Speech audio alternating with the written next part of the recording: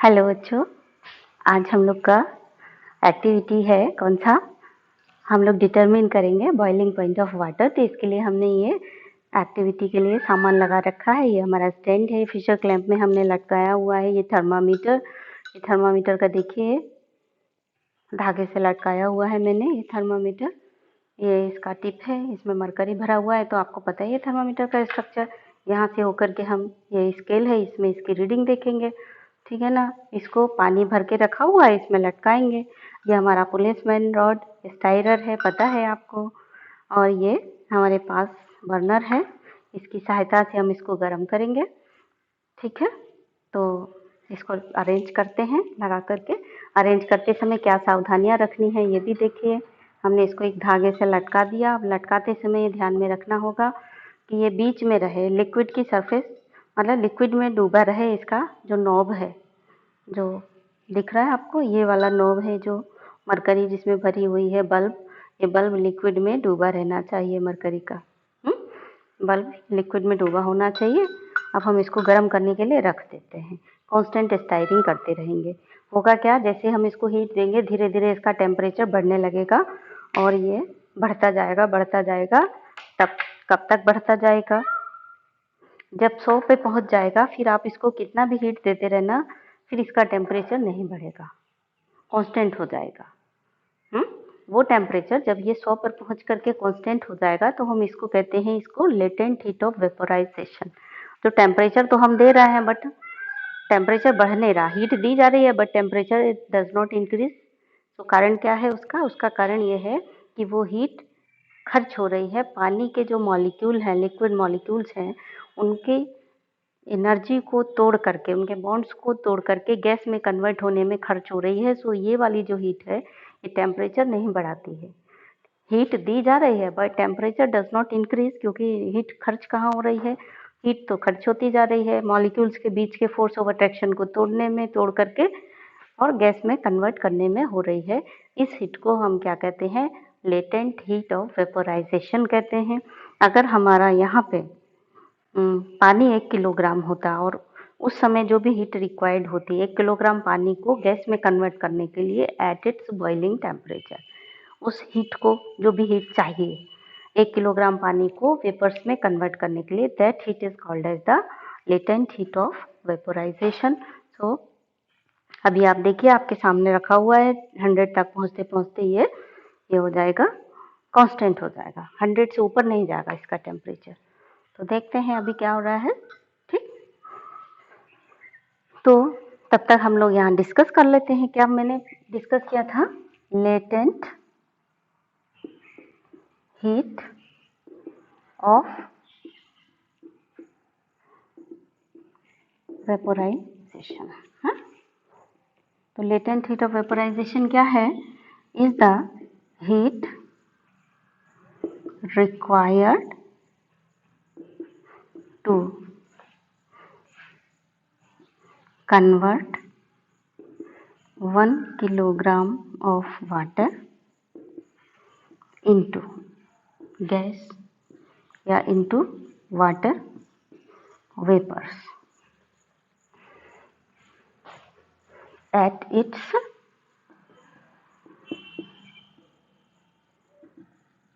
boiling temperature। तो ये जरूरी नहीं है कि केवल वाटर के पास ही लेटेंट हीट ऑफ वेपोराइजेशन होगा, सारे लिक्विड के पास लेटेंट हीट ऑफ वेपोराइजेशन होगी, यानी सबके लिए यूज किया जा सकता है। तो हम यहाँ करेंगे क्या? Is the heat required to convert 1 kilogram of water की जगह, जब सारे लिक्विड के लिए हम यूज कर रहे हैं, जनरल यूज कर रहे हैं, तो हम यहाँ लिख देंगे वाटर की जगह 1 kilogram of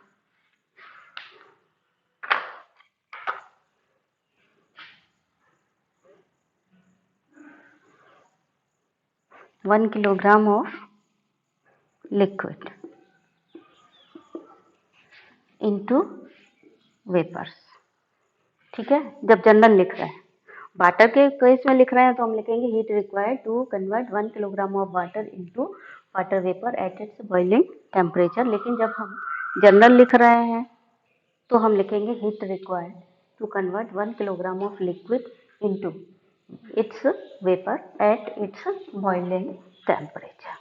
1 kilogram of liquid into its vapors at its boiling point. उस हीट जो रिक्वायर्ड हीट है उसको हम क्या कहते हैं, उसको हम कहते हैं लेटेंट हीट ऑफ वेपराइजेशन। ठीक है बच्चों, तो ये हो गया लेटेंट हीट ऑफ वेपराइजेशन। अब प्रश्न आता है कि लेटेंट हीट ऑफ वेपराइजेशन जब हम इसको टेम्परेचर दे रहे हैं तो जैसे अभी बढ़ा, ये नॉर्मल टेम्परेचर था 20-25 डिग्री, 25-30 था अभी, है ना। अभी देखो ये 30-40 डिग्री हो गया है इसका टेम्परेचर, है। तो अभी हम इसको टेम्परेचर दे रहे हैं यानी हीट दे रहे हैं, तो इसका टेम्परेचर बढ़ रहा है मरकरी का। लेकिन जब 100 डिग्री पे पहुंच जाएगा उसके बाद आप कितना भी इसको हीट देते रहो, भले आप यहाँ 2 स्प्लिट लैंप लगा दो, लेकिन टेम्परेचर नहीं बढ़ेगा। उसका कारण क्या है? जब हम हीट दे रहे हैं फिर टेम्परेचर बढ़ना चाहिए, क्यों नहीं बढ़ रहा है ये टेम्परेचर, है? तो उसका रीज़न अभी मैंने बताया था ना। रीज़न क्या है? क्योंकि जो हीट खर्च हो रही है वो टेम्परेचर बढ़ाने में यूज नहीं हो रही है। वो कहाँ यूज हो रही है? वो यूज हो रही है intermolecular force of attraction, water molecules के तोड़ने में। वो वाटर मॉलिक्यूल्स के force of attraction, intermolecular force of attraction तोड़ करके इन वाटर मॉलिक्यूल्स को गैसियस स्टेट में कन्वर्ट कर रही है, वहाँ पर ये खर्च हो रही है, इसीलिए टेम्परेचर नहीं बढ़ा रही है। So where does the heat goes? ठीक, चलिए इसको भी लिख लेते हैं।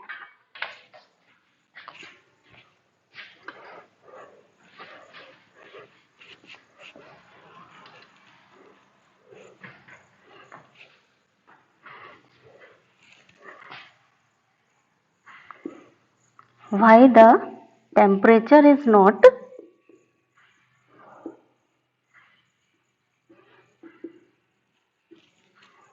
increasing?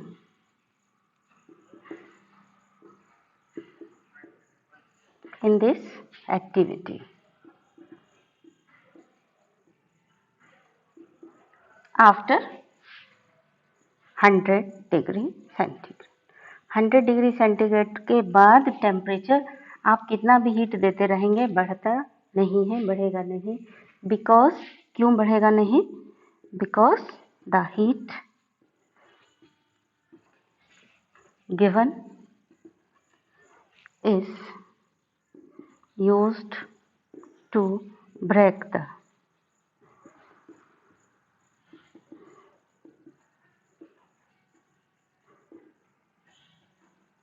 intermolecular force of attractions of liquid molecules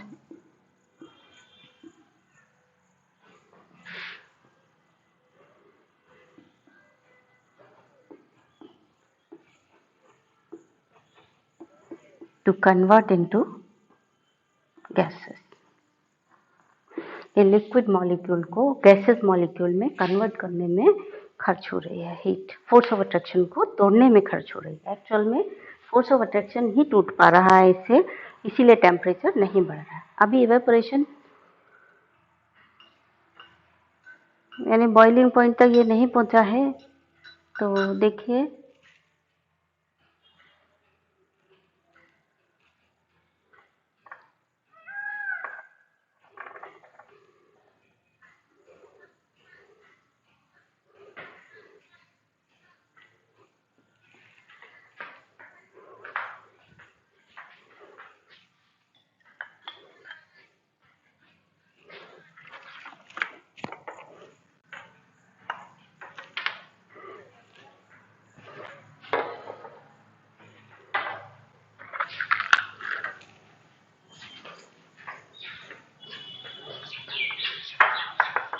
हम इसको थोड़ा और ऊंचा करते हैं जिससे हीट इसमें कुछ ज़्यादा लगे और जल्दी गर्म हो पानी है।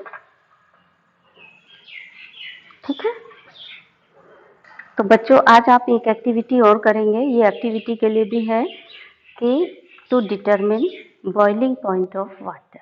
Boiling point of water determine करने की एक्टिविटी आपके कोर्स में है। ये एक्टिविटी तो आप अभी कर रहे हैं, प्रैक्टिकल भी करेंगे, खुद से करना है आपको। एक्टिविटी हम आपको दिखा रहे हैं, आपको प्रैक्टिकल करना है। जब आप लैब में आएंगे तब प्रैक्टिकल की कॉपी में लिखेंगे। अभी आप इसको देख रहे हैं, कर रहे हैं, अभी आप इसको कहाँ लिखेंगे? फेयर कॉपी में लिखेंगे। ठीक है, तो आज का ऑब्जेक्ट है एक्टिविटी का to determine the boiling point of water. वैसे ही लिखेंगे जैसे मैंने आपको बताया है।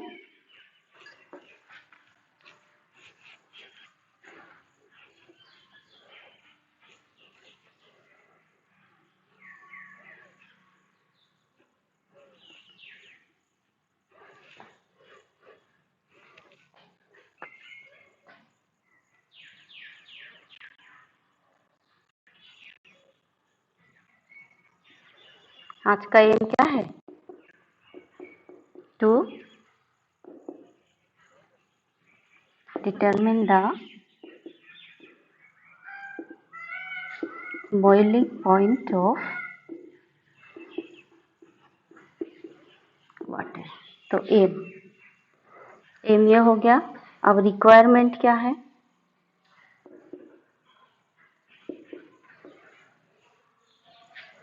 रिक्वायरमेंट देखिए क्या है।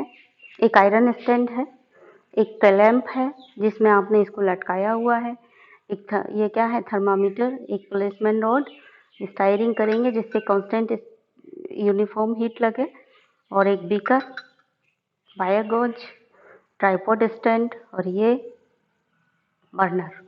ठीक है, मैच बॉक्स बर्नर को जलाने के लिए।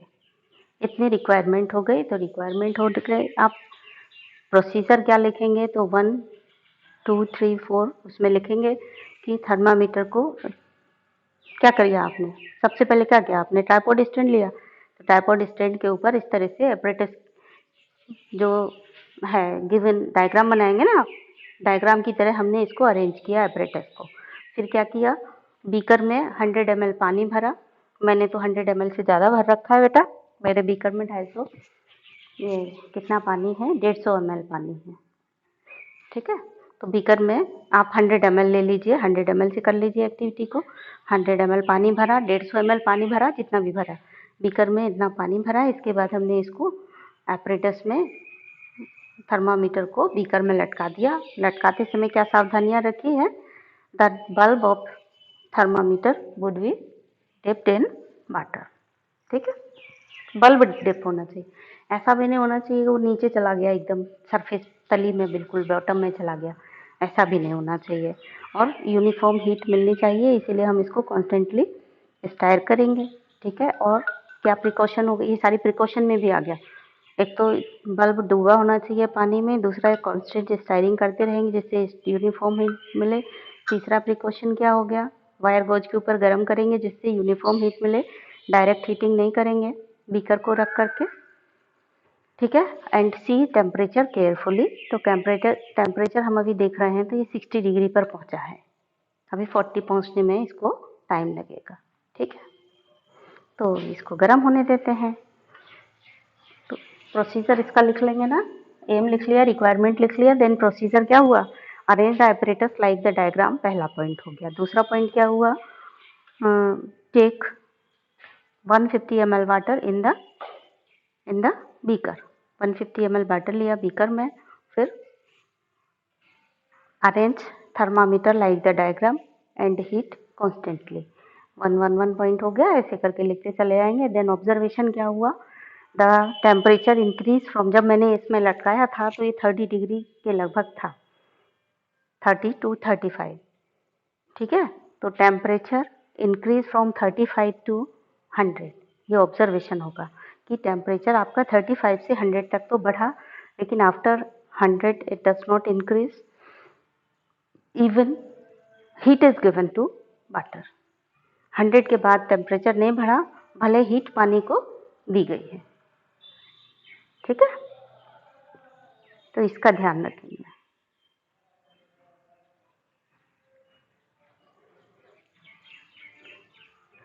तो भले हीट दिया गया है पानी को, फिर भी टेम्परेचर नहीं बढ़ा, इसका मतलब ये हुआ कि ये हीट कहाँ खर्च हुई। अगर आपसे पूछा गया हीट कहाँ खर्च हुई, टेम्परेचर देने पर भी नहीं बढ़ रहा है, हीट कहाँ खर्च हो रही है? It is used up to break the force of attraction between the molecules of water to convert into gas. ठीक है, इसी तरह से लेटेंट हीट ऑफ फ्यूजन कहाँ खर्च हो रही थी? वो सॉलिड के मॉलिक्यूल्स को लिक्विड में कन्वर्ट करने में, यानी उनके बीच का इंटरमॉलिक्यूलर फोर्स ऑफ अट्रैक्शन को दूर करने में, तोड़ने में खर्च हो रही थी।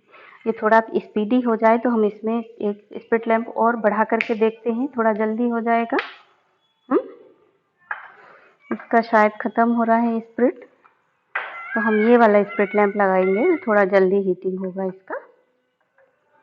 ठीक है,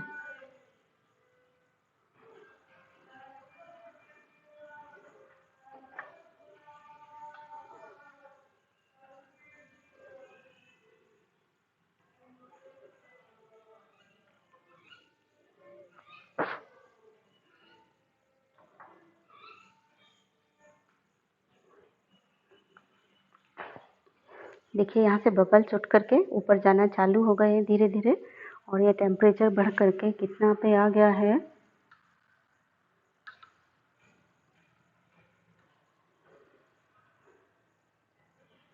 टेम्परेचर 70 पहुँच रहा है ये। ठीक है, थोड़ी देर और इसको गर्म करेंगे तो 100 तक पहुँच जाएगा। ठीक, तब तक हम लोग डिस्कस कर लेते हैं कि लेटेंट हीट टेम्परेचर देने पर क्यों नहीं बढ़ा।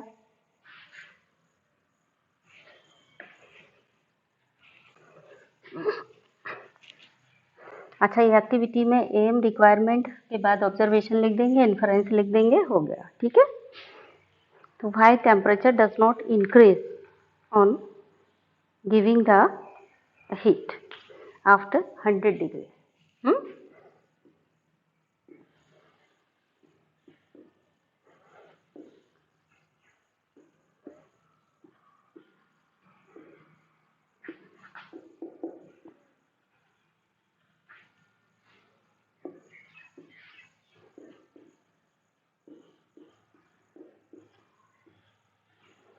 Even after giving heat, temperature क्यों नहीं बढ़ा 100 डिग्री से ज़्यादा, भले आप उसको हीट देते जा रहे हैं कंटिन्यूसली, उसका कारण क्या है, क्यों नहीं बढ़ रहा है? Because the heat is used up to break the intermolecular force of attraction of liquid to convert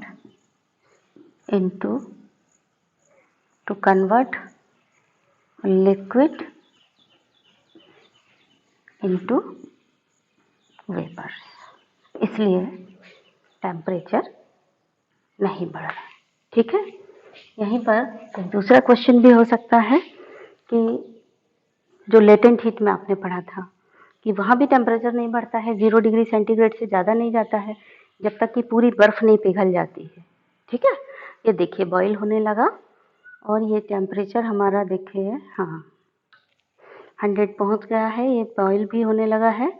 अभी देखिए आप, और होने दीजिए, 100 से ऊपर नहीं जाए, 100 पे पहुँच गया है, बट ये 100 ही रहेगा, अब 100 से ऊपर नहीं जाएगा। देखिए चेक करते हैं। ठीक है, तब तक हम एक और चीज़ यहाँ पर डिस्कस कर लेते हैं, इसको गर्म होने देते हैं।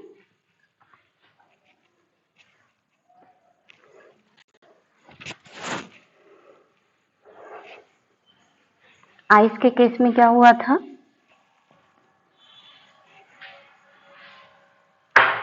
in case of ice what happened?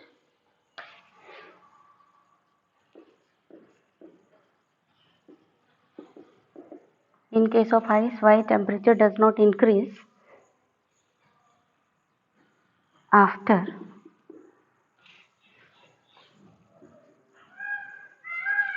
temperature does not increase until hold the ice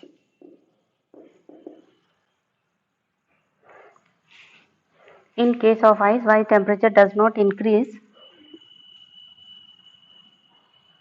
more above 0 degree, है ना, above 0 degree until hold the ice convert into liquid water. ठीक है, यानी आइस के केस में जब तक टेम्परेचर इंक्रीज नहीं हुआ 0 डिग्री सेंटीग्रेड से ज़्यादा तब तक नहीं हुआ जब तक कि whole ice convert into liquid water, जब तक कि पूरी आइस लिक्विड वाटर में कन्वर्ट नहीं हो गई तब तक ये टेम्परेचर चेंज नहीं हुआ। उसका कारण क्या रहा? उसका कारण रहा, अभी आपने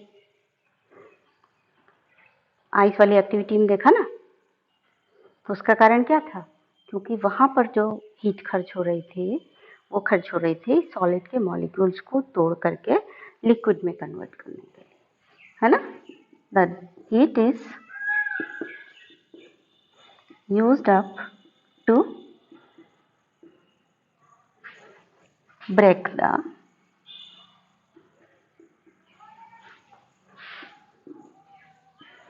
force of attraction of liquid of solid ice molecules to convert them into liquid। ठीक है बच्चों, तो आप लोग दो चीज़ें समझ गए बहुत अच्छे से, एक तो लेटेंट हीट ऑफ फ्यूज़न और दूसरा लेटेंट हीट ऑफ वेपोराइजेशन। पिछली एक्टिविटी में आपने देखा था लेटेंट हीट ऑफ फ्यूज़न, ठीक है। इस एक्टिविटी में आप देख रहे हैं लेटेंट हीट ऑफ वेपोराइजेशन। देखिए पानी बॉईल हो रहा है लेकिन टेम्परेचर कांस्टेंट है, 100 डिग्री से ऊपर नहीं जा रहा है, ठीक है।